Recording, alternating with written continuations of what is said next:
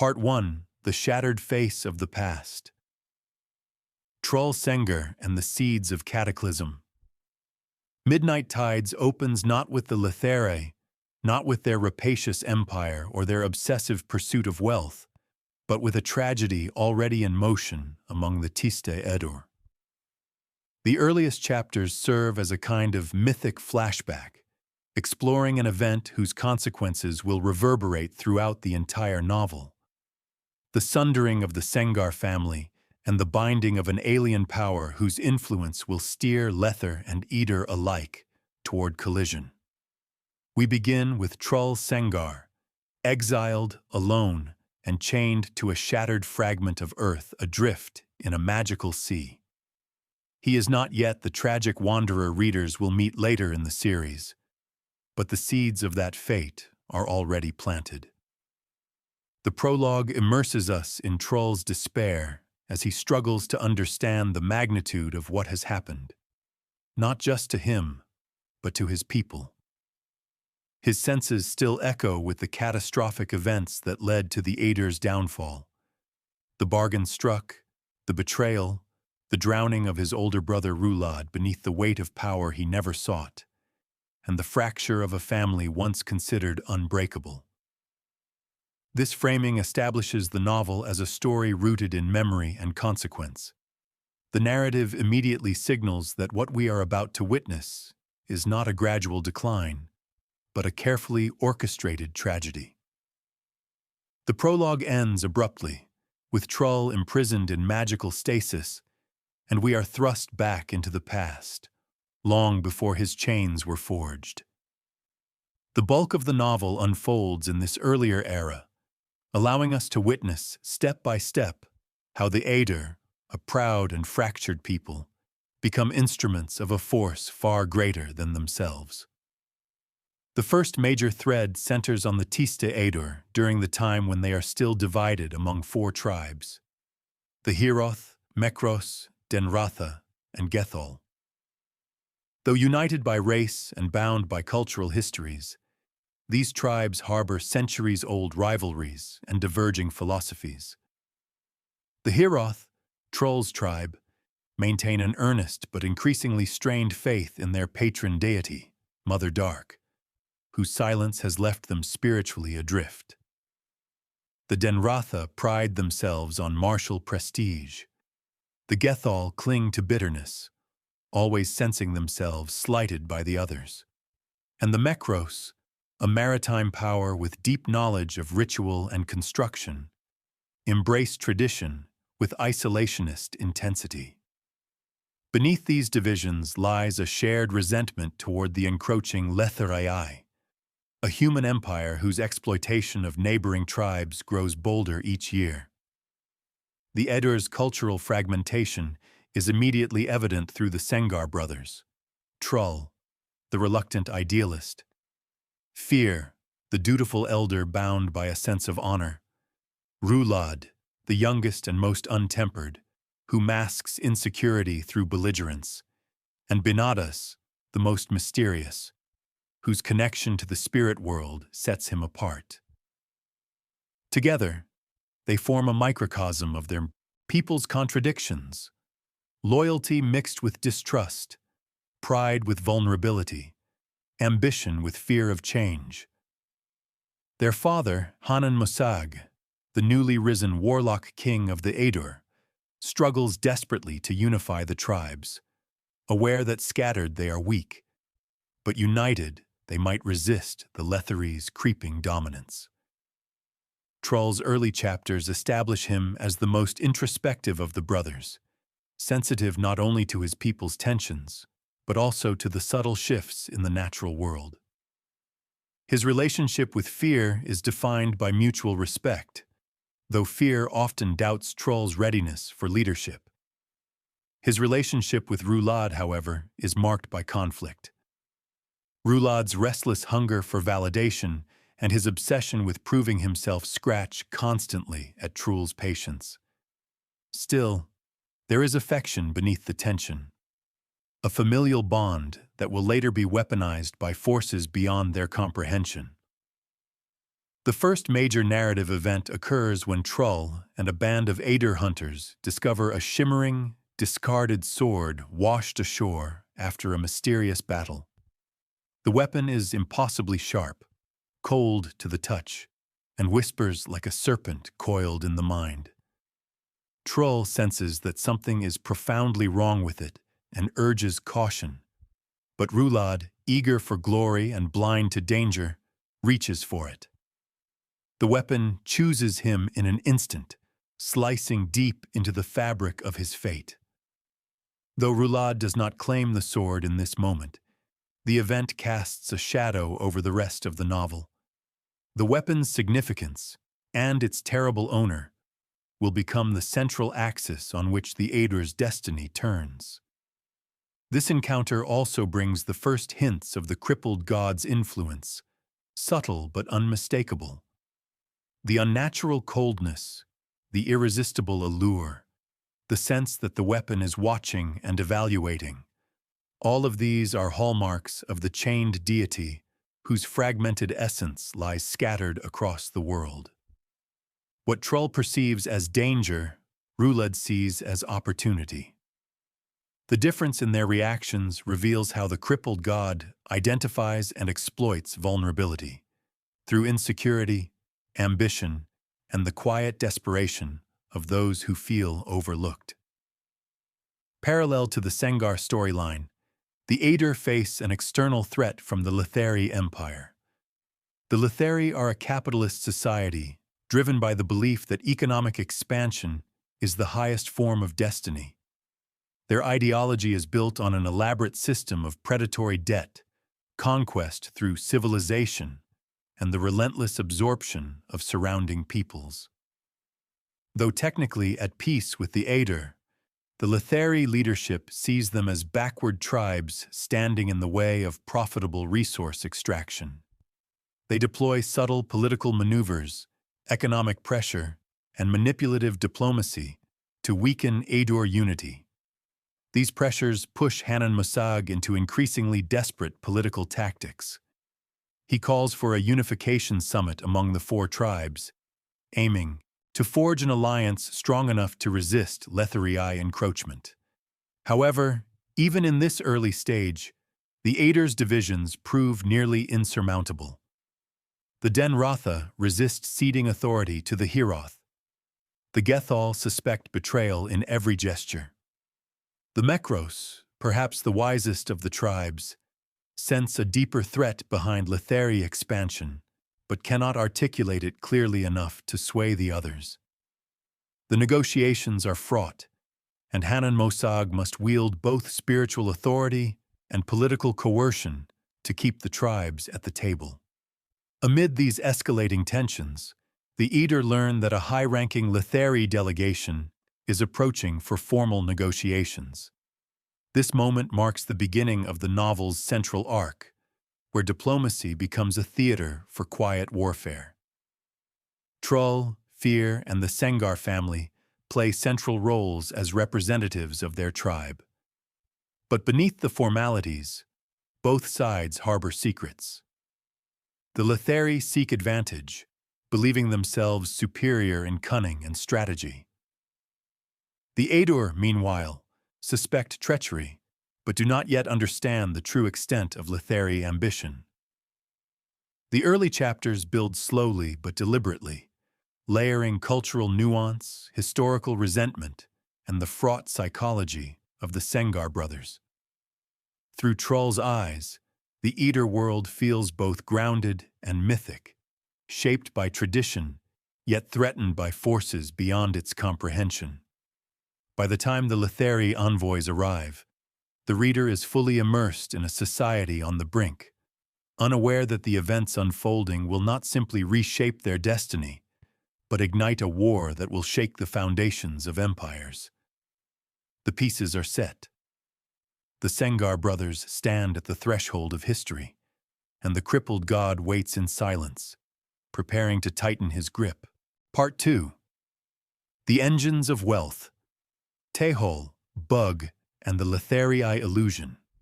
If the Tiste Edur represent a society struggling to preserve cultural integrity in the face of external pressure, then the Lether Empire embodies a civilization that has already surrendered entirely to its ruling ideology. Where the Edur wrestle with spiritual silence and ancient traditions, the Letheri have long abandoned belief in gods or cosmic balance. Instead, they worship the invisible hand of economy, wealth, and expansion. Their society is built atop a meticulously engineered system of debt, exploitation, and cultural erasure.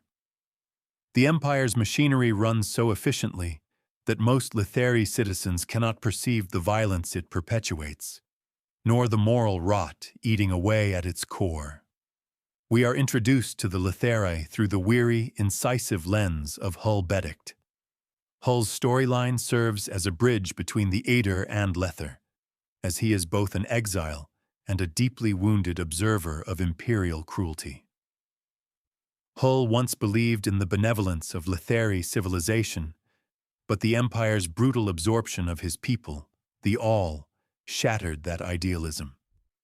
His grief has calcified into bitterness, and his self-recrimination is endless. He blames himself for failing to protect the All, for failing to resist the Empire, for failing to prevent genocide masked as cultural reclamation. Hull's pain becomes the first insight into the Letheri worldview, an empire that destroys with a smile.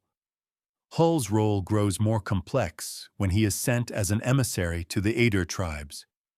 His knowledge of the empire's methods allows him to see through the facade of diplomacy, yet he is powerless to alter the course of events. His storyline is defined by a tragic awareness of forces far larger than personal agency. By the time he encounters Trull Sengar, Hull has come to embody a paradox of the Letheri condition. A man who understands injustice yet remains trapped within the system perpetuating it. But the heart of the Letheri narrative belongs to two of the most memorable figures in the entire Malazan saga: Tehol Beddict and his servant, companion, co-conspirator, Bugg. Their storyline forms a counterpoint to the grim weight of the war narrative, infusing the novel with humor, warmth, and philosophical depth. Yet beneath the comedic banter lies a razor-sharp critique of capitalism, empire, and the delusions that sustain both. Tehol, the estranged brother of Hull, lives in deliberate poverty, not because he lacks intelligence, but because he understands the empire's economic system too well. A former financial prodigy, Tehol once manipulated Letheri markets so successfully that the ruling elite grew fearful. His schemes exposed vulnerabilities in the empire's economic labyrinth, vulnerabilities that could topple the entire system. So Tehol did the only logical thing for a man who sees the truth. He withdrew from the game entirely.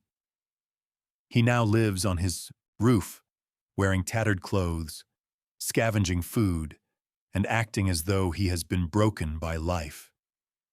But Tehol is far from defeated. Instead, he has dedicated himself to studying the Letheri economy with an eye toward bringing it down. Bugg, his loyal and enigmatic servant, plays the role of comedic foil, caretaker, and secret powerhouse. Their interactions are humorous, but beneath the laughter is a profound intimacy built on mutual respect. Bugg's mysterious insights, effortless competence, and peculiar habits hint at a far deeper identity, one that will only later be revealed as a sleeping god wearing the mask of a man. But for now, he is simply Tehol's companion in mischief, philosophy, and subterfuge. It is Tehol and Bugg who provide the clearest window into how Lether functions. Through their investigations, the reader learns that the Empire's economic system is a pyramid of escalating debt, designed to entrap entire nations, tribes, and social classes. The Letheri do not conquer by sword alone. They do so through predatory loans, enforced dependency, and selective legal principles that favor the wealthy. Every institution, the banks, the merchant guilds, the bureaucracies, serves this overarching doctrine. Tehol's brilliance lies in understanding that the empire's greatest strength is also its greatest weakness, its absolute belief in the infallibility of its own economic engine. Tehol begins constructing an elaborate plan to collapse the Lether economy from within. His schemes involve creating phantom companies, manipulating trade routes, and subtly altering the flow of wealth in ways that will trigger catastrophic chain reactions. What makes these scenes so engaging is their blend of humor and precision. Tehol often navigates complex economic theory while wearing mismatched shoes or hosting bizarre rooftop assemblies. Yet his purpose is deadly serious. He wants to dismantle a system responsible for annihilating countless cultures, including his own brother Rhulad. The Lether ruling class, led by the scheming financiers and the royal court, remains blissfully unaware of Tehol's subversive activities. They view him as a brilliant failure, a man who squandered his potential. But beneath their contempt lies fear, for Tehol represents the one thing they cannot control: intelligence unbound by greed. His mind is a threat because it sees through the illusion of progress that props up their empire. Another thread intertwines with Tehol's, that of Seren Pedac, the Equator, a cultural liaison tasked with guiding foreign dignitaries through Lether systems. Seren is a tragic figure, defined not by dramatic loss like Hull or comedic subversion like Tehol, but by a quiet weariness born from living too long inside a machine that corrodes every ideal it touches. Her position forces her to confront the hypocrisy of Lether civilization daily. Through her eyes, we see the subtle violence in bureaucratic procedures, the smug justification of conquest, and the way empires bury atrocities beneath layers of polite documentation. Seren's storyline becomes deeply intertwined with that of Kettle, a child found in the Azath woods who carries the strange, unsettling aura of undeath. Kettle is both innocent and eerie, a vessel for ancient forces and trauma. Her presence becomes a silent criticism of Lether's spiritual vacuum.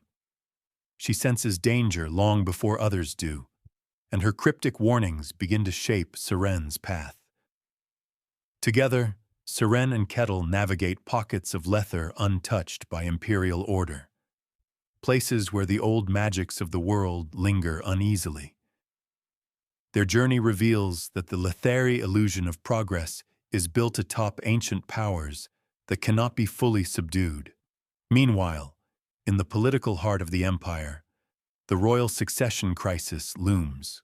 Trull Sengar's later elevation to emperor far in the future is rooted here, in the Lether obsession with prophecy and legacy. The Lether believe themselves destined to inherit the world through the unstoppable momentum of wealth, yet they cling superstitiously to omens and rituals in their royal line. This contradiction mirrors the empire's broader hypocrisy, a society claiming to be rational and enlightened, yet guided by fear, greed, and myth. Beddict's arc deepens as he becomes increasingly entangled in the tensions between Edur and Lether. His connection with Shand, Hajun, and the merchant clans reveals the complexities of Lether culture beyond the political elite. These characters illustrate how ordinary citizens perpetuate imperial ideology not through malice, but through ambition, opportunism, and survival instincts. Their greed is personal, not grandiose, but it supports the same system of repression. Through all these interconnected threads, Tehol and Bugg's subversion, Seren and Kettle's wandering, Hull's moral descent, the court's political machinations, The portrait of the Lether Empire becomes increasingly clear. It is a civilization built on denial. Denial of its past. Denial of the suffering it causes. Denial of the instability looming beneath its surface. And yet, in its denial, it is vulnerable. By the time the Edur-Lether negotiations begin in earnest, both sides are already standing on foundations that cannot bear the weight of what is to come. The Edur struggle to unite against Letherite deceit, while the Letherite are blinded by their belief in economic destiny. Neither recognizes the larger forces at play: the crippled god's slow encirclement, the god's withdrawal, the stirrings of ancient magic, and the threads of fate pulling the Sengars and the Beddicts toward catastrophe. As the second act closes, the world of midnight tides stands ready for the slow, deliberate escalation of tensions that will soon ignite into all-out war. Tehol's schemes deepen, the Edur face impossible choices, and the Letherite elite tighten their grip, unaware they are building a trap for themselves. The stage is set. All that remains is the spark. Part 3. War in Slow Motion. The unraveling of Edur and Lether. Conflict in Midnight Tides does not erupt suddenly. Instead, Erikson constructs a long, tense escalation in which the fates of the Edur and the Letherite become gradually, inexorably entangled. By this stage in the narrative, the reader can sense the two civilizations drifting toward war like tectonic plates grinding beneath a thin crust of diplomacy. Every gesture, every negotiation, every shifting alliance becomes laden with meaning. The pace is deliberate, but beneath that patience lies a steadily increasing pressure that will eventually fracture the world. The seeds of the coming conflict are planted through the Edur tribe's evolving political structure. Early in the novel, the Edur maintain a loose, clan-centered hierarchy. Each tribal leader commands respect, and consensus is valued over imposition. Yet the intrusion of outside forces, Beddict's negotiation efforts, the Lether merchants' probing ambitions, and the crippled god's subtle manipulation, begins to destabilize this equilibrium. The Tiste Edur find themselves facing strategic decisions entirely alien to their way of life. Issues of centralized leadership, resource allocation, and military readiness. These pressures coalesce around the figure of Trull Sengar, whose path toward ascension is about to accelerate. Meanwhile, the Lether Empire continues its political chess game, carefully preparing the conditions for a bloodless conquest. While they cloak their intentions in polite negotiations and economic treaties, their ultimate goal is clear: incorporate the Edur into the Letherite economic engine. Their leaders believe this outcome is inevitable. After all, in their eyes, wealth conquers more efficiently than armies. Their entire strategy rests on the assumption that the Edur are naive, disorganized, and easily manipulated. But the Lether hubris blinds them to the deep intelligence and cultural cohesion that the Edur possess, and it blinds them even further to the supernatural forces stirring beneath the surface. Within Edur society, tensions are rising. Sengar, the oldest brother, stands as a warrior shaped by tradition and duty. His worldview is rigid in ways that make him deeply wary of Lether intentions. Sengar, with his enigmatic connection to the spirit realm, senses disturbances the others cannot name. And Rhulad, hungry for significance, feels the weight of his own inadequacy, pushing him toward increasingly extreme decisions. These psychological shifts, subtle at first, soon become pivotal to the unfolding tragedy. Trull Sengar, whose moral clarity once anchored the family, finds himself increasingly isolated. His objections to hasty alliances and dubious promises are brushed aside. As the political gears begin to turn, Trull's role shifts from participant to witness, a witness to the corruption, confusion, and spiritual erosion gripping his people. His arc becomes one of heartbreak and helplessness as he watches the Edur move toward choices he knows will doom them. On the Letheri side of the narrative, the same slow disintegration plays out through a different lens, the decay of institutions that believe themselves unassailable.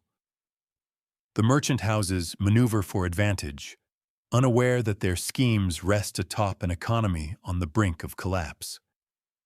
Tehol and Bugg intensify their clandestine efforts, weaving an increasingly intricate web designed to destabilize the Empire's financial foundations.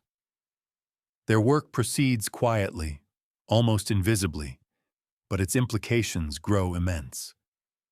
Tehol's careful manipulation of credit, trade contracts, and speculative investments ensures that when the Empire finally stumbles, it will fall hard. Yet even as he works to bring the system down, Tehol's motivations remain deeply personal. He wants justice for the all-people.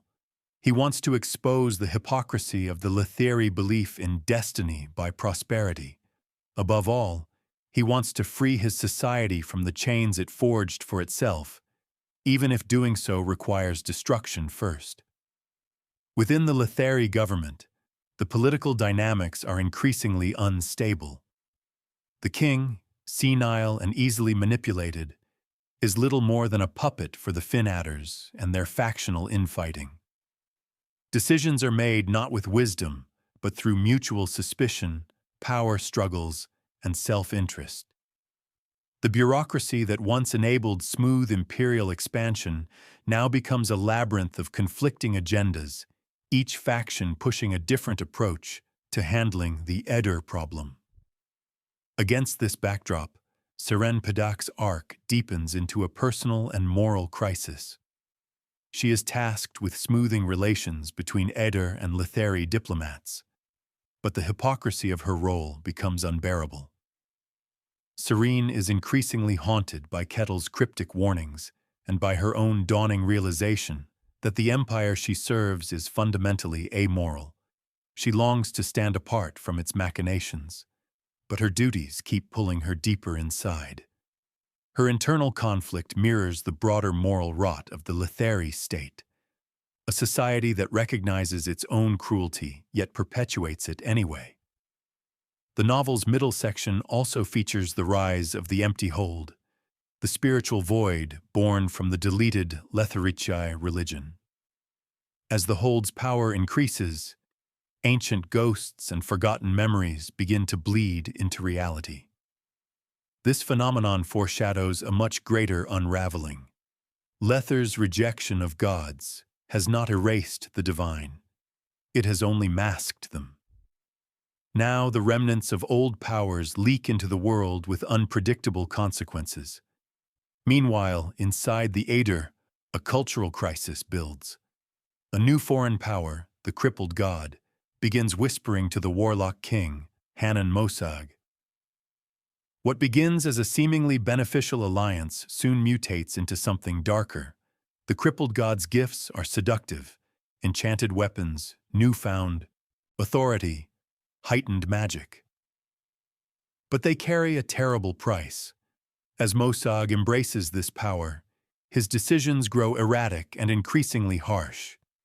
The Edur, who once valued autonomy and collective decision-making, now find themselves bending beneath a centralized, unstable force. This is the pivot point of the novel, the moment when the Edur cease being just another tribal society resisting Letherian influence and become pawns in a much larger cosmic conflict. The Letheri, meanwhile, misinterpret every Edur shift as weakness or backwardness. They assume the tribes are fragmenting. They assume the Edur are disorganized. They assume their negotiations will result in a peaceful, economically advantageous domination. But the Edur are not weakening, they are transforming. The cracks in the relationship between these two cultures widen steadily. At every diplomatic meeting, the tone becomes sharper. At every political negotiation, the terms become more fraught. The Letheri approach every conversation with condescension, while the Edur approach with growing mistrust. Beddict, trapped in the middle, sees disaster coming but cannot prevent it. As the story threads tighten, Erikson begins to weave them together with increasing momentum. Tehol's economic subversion, Seren's moral reckoning, Trull's isolation, Rhulad's desperation, the Crippled God's influence, and the Letheria scheming all point toward a single, inescapable culmination: war. But before the first sword is drawn, before the first spear is raised, the novel makes clear that the true war is already underway. A war of beliefs, structures, gods, values, and illusions. The Edur and the Lether do not clash because of geography or greed alone. They clash because each society embodies a worldview the other cannot comprehend. By the close of Part 3, the pace accelerates. The Letheri emissaries make one final catastrophic mistake, and Trull Sengar, young, angry, insecure, and increasingly manipulated, makes a decision that will shape the future of the entire continent. War becomes inevitable. The machinery that has been slowly warming now roars to life. Part 4, Rhulad's Ascension and the Collapse of Two Worlds. As Midnight Tides moves into its pivotal middle to late phase, the tone of the narrative shifts dramatically. What had been a slow, simmering tension between Lether and the Tiste Edur suddenly sharpens as choices harden, alliances crystallize, and inevitable catastrophes set themselves in motion. Part 4 is where the spiritual, political, and emotional groundwork laid earlier erupts into irreversible transformation, embodied most powerfully in Trull Sengar's Ascension, a moment that fractures the world. The turning point comes when the Edur leadership, under the increasingly unstable influence of warlock King Hanan Mosag, decides to bind their future to a supernatural bargain. The Crippled God, patient, manipulative, and desperate for a foothold, offers power in exchange for a mortal vessel. Rhulad, vulnerable and desperate for recognition, steps forward. His motives are deeply human: a yearning to escape insignificance, a desire to prove his worth to his family, and a growing resentment toward the Letheri who have always treated him as lesser. In a haunting ritual, Rhulad is killed in order to receive the Crippled God's blessing. His brothers witness the ceremony with horror and disbelief. When Rhulad rises again, resurrected and screaming, covered in living, cursed coins fused to his flesh, the psychological terror of the moment reverberates outward. The Edur recognize both the power and the awful cost of this alliance. Rhulad is no longer just a man. He is a weapon, a symbol, and a victim. This is the moment the Edur lose control of their fate, and it is the moment the Letheri lose any hope of peaceful domination. Rhulad's resurrection immediately alters the political landscape. Hanan Mosag, still believing he can control the situation, declares Rhulad the new emperor of the Edur, unifying the tribes under a single ruler for the first time in their history. But Rhulad is mentally shattered. He is in constant pain, his body a living conduit for the Crippled God's chaotic influence. His brothers react in different ways. Trull Sengar, horrified, withdraws emotionally, sensing the spiritual corruption embedded in Rhulad's new form. Fear Sengar attempts to rationalize the ascension, clinging to duty and tradition in the hope of maintaining stability. Binata Sengar, attuned to deeper forces, understands the cosmic implications, but cannot articulate them. Rhulad, meanwhile, oscillates between rage, confusion, and megalomania as the Crippled God's whispers distort his perceptions. The Edur have gained an emperor, but lost their innocence. Their ancient ways, once rooted in consensus and respect, are supplanted by a hierarchy forged in fear and supernatural coercion. While the Edur undergo a violent metamorphosis, the Letherii remain blind to the urgent shift. Their leadership assumes that Edur political consolidation will make diplomacy easier, unaware that Rhulad's ascension marks the beginning of a war they can no longer prevent. Inside Letherus, the empire's capital, fault lines widen. The merchant houses intensify their economic exploitation, confident that profit will secure compliance. The king, increasingly erratic, remains surrounded by sycophants who shield him from reality. The Finatters jockey for influence, pushing contradictory agendas that paralyze governance. Everything is built on assumption, arrogance, and denial. The Letherii do not understand the Edur, and they do not realize how catastrophically their ignorance will cost them. Only a few characters grasp the danger. Seren Pedac, morally exhausted and spiritually fraying, becomes one of the first Letherii observers to understand that the Edur are no longer simply tribal others. She senses something unnatural has taken root among them, something far beyond politics. Her dawning horror intensifies her internal crisis. She is a servant of a doomed empire, trapped in obligations that offend her conscience. Meanwhile, Beddict, once the architect of Lether's negotiation strategy, is consumed by guilt. Realizing that the Letherii have no intention of honoring their promises, he defects to the Edur fully, not out of loyalty, but out of hatred for his own people's moral emptiness. His alignment with the Edur is tragic, because the Edur he joins are no longer the people he admired. He becomes a tool in a war fueled by forces he cannot understand. While the world edges toward war, Tehol and Bugg continue building their quiet revolution, one that strikes not at armies or kings, but at the financial machinery sustaining Lether's empire.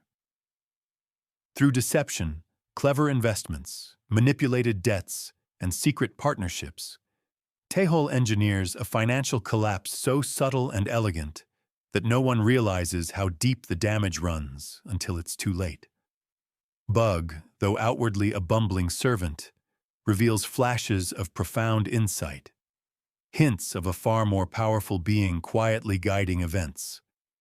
Their relationship becomes the comedic and philosophical counterpoint to the novel's rising violence. And beneath the humor lies a shared mission: dismantle the empire from within so that something better might eventually arise from its ruins. Their thread contrasts sharply with the militaristic, supernatural escalation unfolding in Edur lands. But it will intersect with that escalation in catastrophic ways. Once Rhulad is named emperor, the Edur begin consolidating militarily. The tribes who resist are crushed by Mosag's magic, or coerced through fear of Rhulad's unkillable nature. The Edur do not seek war for conquest. They seek war for survival. They believe the Letherii will never negotiate in good faith, especially now that Rhulad's existence provokes both fear and contempt among the empire's leadership. Lether, meanwhile, prepares for war reluctantly, still believing the Edur to be primitive and outmatched. They rely on the belief that wealth, military discipline, and technological sophistication will carry the day. But they underestimate three crucial factors: Edur magic, now enhanced by the Crippled God's influence, the unity of the tribes under a single fearsome leader, and lastly, Lether's own internal rot, corruption, and hubris.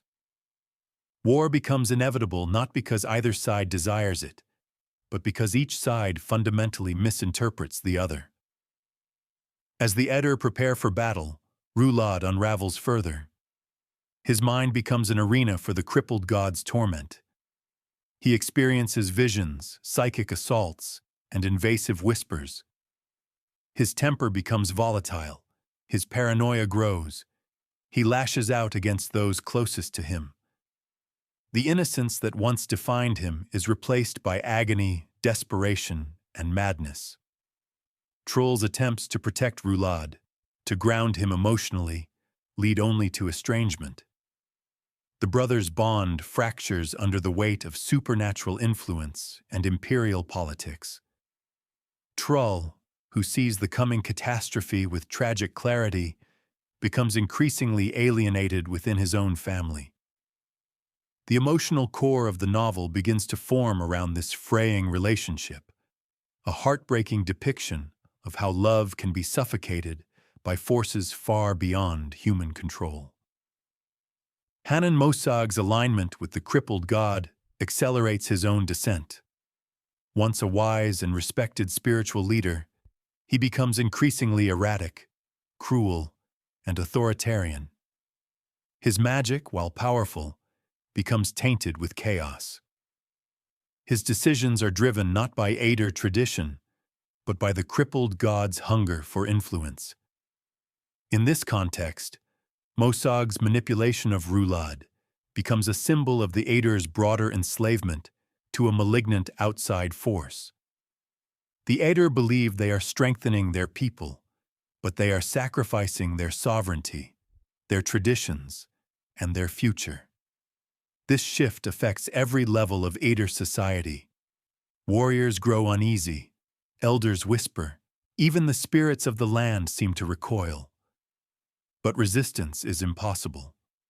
The Crippled God's alliance has entwined itself with Edur political authority too deeply to undo. The march toward war is no longer a matter of choice. It is a matter of destiny. As Part 4 reaches its climax, the narrative strands tighten like drawn bowstrings. Every character, every political thread, every spiritual disturbance converges on a single point: the moment when Edur and Lether will finally collide. The Edur have united under a cursed emperor. The Letheri prepare an army built on arrogance and underestimation. Seren Pedac and Beddict brace themselves for the human cost. Tehol and Bugg accelerate their subversion, aware that time is running out. Trull watches helplessly as his brother descends into nightmare. The Crippled God smiles from behind the scenes, tightening his grip. By the end of Part 4, the continent stands on the brink. The storm has gathered, the sky grows dark, and the first blades are about to be drawn. Part 5. The War of Edur and Lether, Conquest, Collapse, and the Breaking of Bonds. Part 5 of Midnight Tides is the explosive heart of the novel, the section where all the slow-burn tension, political maneuvering, spiritual corruption, and emotional decay finally erupt into open conflict. This is where the war truly happens. Erikson shifts gears from ominous buildup into devastating action, and the war between the Tiste Edur and the Lether Empire becomes a crucible that incinerates illusions, reshapes identities, and exposes the rot at the core of each society. This section marks the climax of the narrative's external conflict, but equally important, it is the moment when the internal conflicts of the characters reach their breaking points.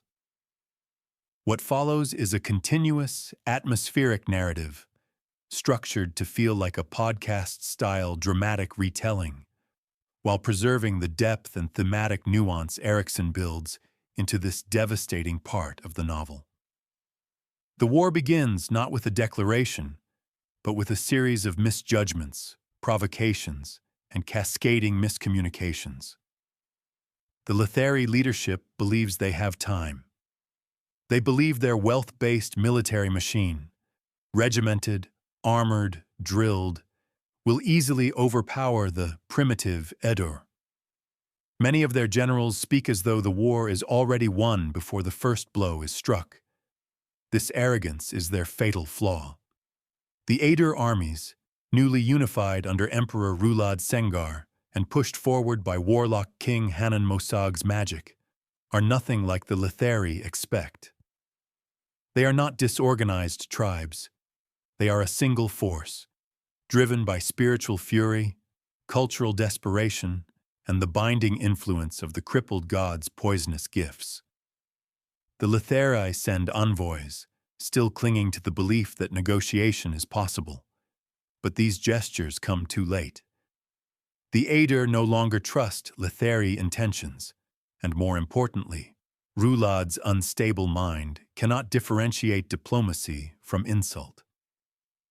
Every Letheria action appears to him as contempt, every word as mockery. His perspective is warped by pain, paranoia, and cosmic manipulation. The final diplomatic meeting ends in violence. Edur warriors strike. Letheri guards retaliate. What might have been diffused becomes a blood-drenched spark igniting a continent. War has begun. From the first clashes, it becomes clear that the Letheri military, well-equipped though it is, has no understanding of the threat facing them. The Edur move with a unity and ferocity the Empire did not anticipate. Their warriors fight with spiritual conviction, driven by a belief that the Letheri have wronged them beyond forgiveness. And behind the ranks, Hanan Mosag wields magic that the Letheri have no defense against. Weather-shaping sorcery, shadow-bound spirits, and weapons infused with chaos.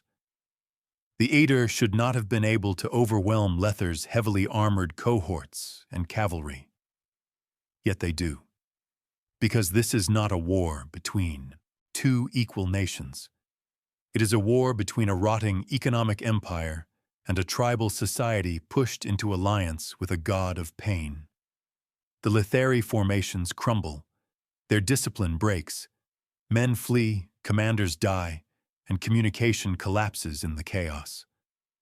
The Edur advance rapidly, fueled by momentum and fury. Every victory strengthens their resolve. Every Letheri retreat deepens Rhulad's conviction that he is chosen, unstoppable, invincible. Yet Rhulad himself is far from triumphant. As the Edur push deeper into Letheri territory, Rhulad's psychological state deteriorates further. The crippled god's whispers intensify. Rhulad oscillates between confidence and terror, triumph and despair. He lashes out unpredictably, even at his own brothers. His role as emperor grows increasingly symbolic. His presence inspires fear and awe in equal measure, but his ability to lead is compromised by the constant agony of his resurrected flesh. He sleeps intermittently, wakes screaming, forgets conversations moments after having them, and sees betrayal where none exists. Trull Sengar watches helplessly, tormented by the sight of his youngest brother being consumed from within. His sorrow becomes a quiet undercurrent in the narrative, one of the most emotionally painful threads in the novel.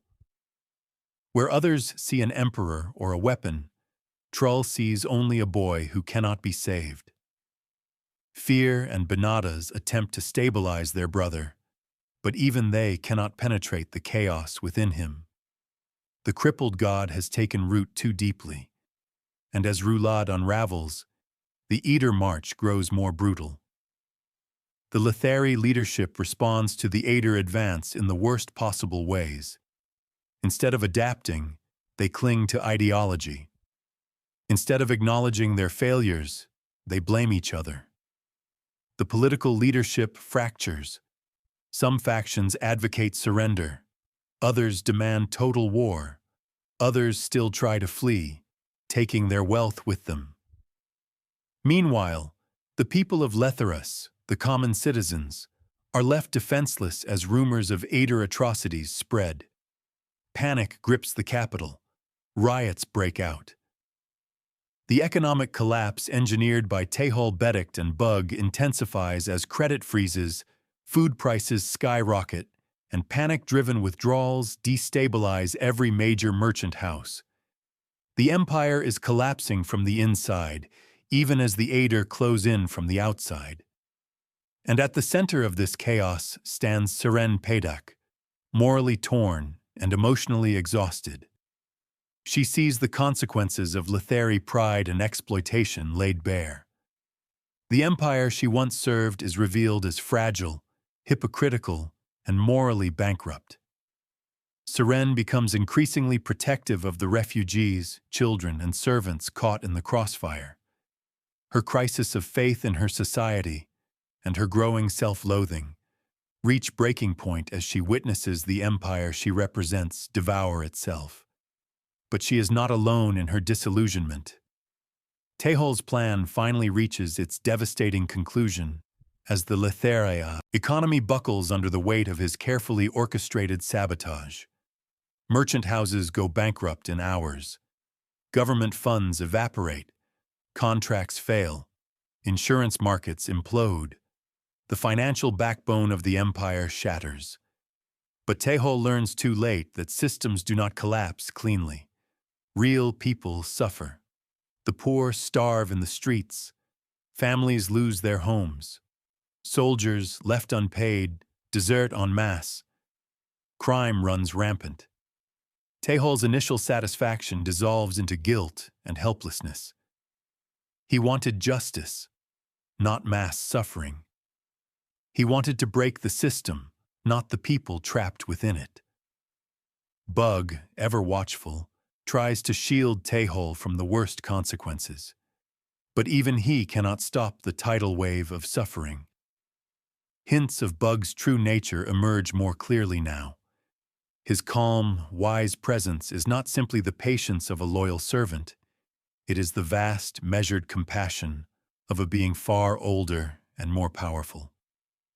At this moment of collapse, Bugg's quiet, divine sorrow becomes one of the novel's most poignant emotional beats.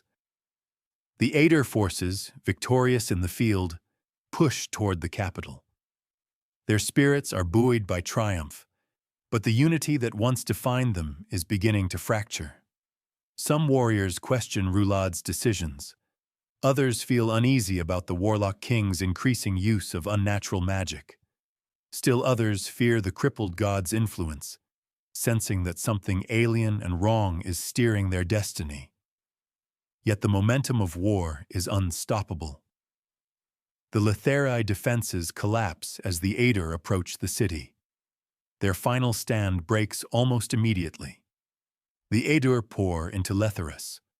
The capital falls in a matter of hours. The Letheri king, already mentally gone, offers no resistance. The empire ends not with a glorious final defense, but with the pathetic whimper of a leadership hollowed out by greed and denial. Rhulad enters the city as conqueror, but he is not greeted with cheers from his own soldiers. He is greeted with fear, confusion, and pity. The new emperor stands at the edge of his triumph and feels nothing but pain. With the city fallen, the Sengar brothers stand on the precipice of tragedy. Rhulad, in his madness, begins accusing Trull of betrayal. The whispers of the Crippled God twist Rhulad's perception until he sees Trull not as a loyal brother, but as a threat. The tension finally snaps. Rhulad orders Trull bound. The betrayal cuts deeper than any knife. Trull, a man defined by loyalty, honor, and love, finds himself sentenced to imprisonment and exile by the brother he sought only to protect. The scene marks one of the most devastating emotional turns in the novel. It is the symbolic death of the Sengar family, where Rhulad's resurrection had brought the brothers together in tragedy. His coronation tears them apart. Trull's binding is not a punishment. It is the shattering of his entire world. His spirit breaks quietly, painfully, in a moment of unbearable sorrow. Fear, Binadas, and the remaining Edur look on with horror, powerless to intervene. By the end of Part 5, the Edur have won the war, but it is a victory poisoned at every level. Rhulad is emperor, but broken beyond repair. The Edur have conquered, but lost their cultural soul. The Letheri have fallen, but their suffering has only begun. Tehol's revolution succeeded, but at a cost he never intended. Seren Pedac is alive, but spiritually shattered. Trull Sengar is bound and cast into exile, his heart destroyed. The war has reshaped the continent, but not for the better. And the crippled god, watching from the shadows, has gained a foothold in a new empire. The stage is set for the final descent. Part 6: Aftermath, Consequences, and the Unmaking of Souls. Part 6 of Midnight Tides is where the devastation of war gives way to the quiet, painful fallout that follows. The storms of conquest and the chaos of battle have passed, leaving behind a landscape of psychological ruin, political upheaval, and spiritual corruption. Here, Erikson turns his attention from the roar of armies to the intimate grief of survivors, the lingering wounds in the conquered city, and the irreversible transformations inflicted upon those who fought, ruled, resisted, or simply endured. This final section is not about triumph or defeat. It is about the toll. It is the collection of final breaths, shattered illusions, broken bonds, and haunting silences that remain after an empire falls and a new one rises on a foundation of pain. And it is in these aftermath moments that Midnight Tides reveals the full extent of its tragedy. Rhulad Sengar sits upon the Lether throne, the emperor of a conquered and trembling people. But he is not a ruler in any meaningful sense. He is a puppet caught in the grip of a god who thrives on suffering.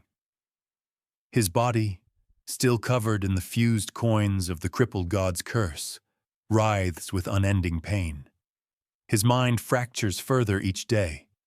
He demands obedience, but what he receives instead is fear. Fear from the Lether, fear from his own people, fear even from those who love him. Rhulad's reign begins with paranoia. He sees assassins in every shadow. He believes conspiracies whisper behind every door. His orders are erratic, his punishments disproportionate. Advisors tread carefully, terrified of provoking his fury. The young emperor who once craved respect now receives only terror, and it eats at him like acid. The tragedy becomes complete when Rhulad realizes that his victory has isolated him more completely than any defeat ever could. He has won an empire, but lost his humanity. His throne is not one of authority. It is one of torment. Trull Sengar's fate is sealed in the aftermath of conquest. Once a beloved brother and respected warrior, he becomes a symbol of dissent in Rhulad's fevered imagination. The whispers of the crippled god twist into accusations, and Rhulad orders Trull bound in chains and cast into exile. This moment is not loud. It is not violent. It is quiet, almost ceremonial, and it is that quietness that makes it so devastating. The brothers do not exchange final words. There is no reconciliation. Trull is marched away, bound and humiliated, forced from his home and stripped of identity.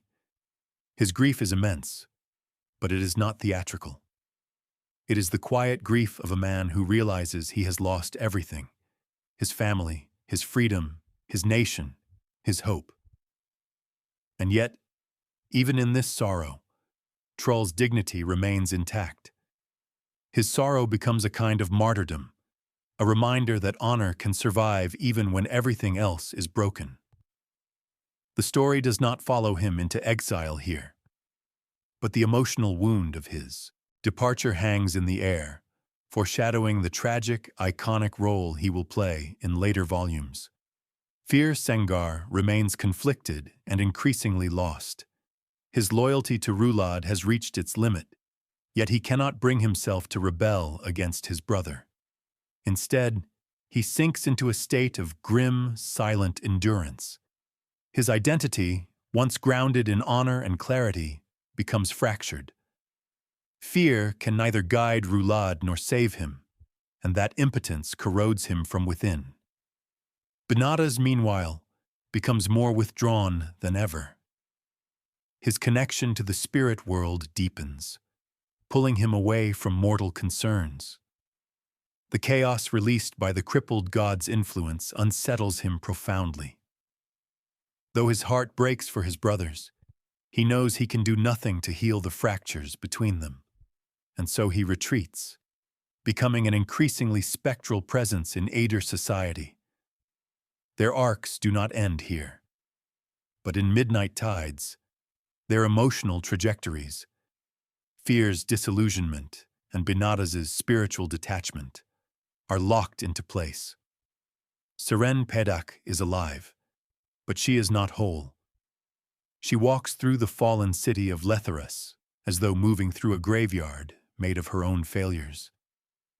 She feels responsible for the collapse of negotiations, for the bloodshed, for the suffering of the innocent. Her crisis of identity becomes unbearable. She resigns from her position, unable to continue serving the broken empire that created such devastation. Her spirit is bruised, her moral certainty shattered. But amid this devastation, Seren begins to find a strange, fragile clarity. She recognizes that her future lies not within the Letheri power structures, but in carving a new path, one shaped by compassion rather than obligation. Her transformation marks one of the novel's quiet triumphs. It is not heroic. It is not triumphant. It is simply human, an ember of moral hope glowing in the ruins of a fallen empire. Beddict, whose betrayal of Lether had been fueled by righteous fury, meets a tragic end. Despite his desire to help the Edur resist Letheri exploitation, he becomes an expendable pawn in their new political landscape. His usefulness ends the moment the war concludes. Hull's death is quiet and unceremonious. A man who sought meaning in rebellion finds instead the cold, indifferent reality that gods and empires alike devour idealists. His arc becomes a mirror to Seren's, where she survives and grows. Hull is destroyed by the very forces he embraced. His death is not meaningless narratively. It serves as a cautionary tale, a grim reminder that good intentions do not immunize one against the brutality of power. Although the Edur have conquered Lether, their triumph is hollow. Their society has been reshaped by fear, centralized power, and divine corruption. Internal tensions grow stronger. The Warlock King's magic begins to further unbalance their culture, and Rhulad's mental instability makes long-term governance impossible. The Edur are no longer the proud, communal people they once were. They have gained an empire, but lost their soul. Hanan Mosag, too, reveals cracks in his authority.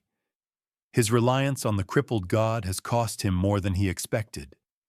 His magic, once revered, now frightens even his closest followers. A seed of fear has taken root in Edur society, a fear not of the Letheri, but of themselves. This is conquest turned inside out, victory that feels like grief. The Letheri people suffer quietly beneath their new rulers. The once proud merchant houses collapse. Families go hungry. Crime festers in the streets. Some resent the Edur. Others resent their fallen king. Many sink under the weight of despair.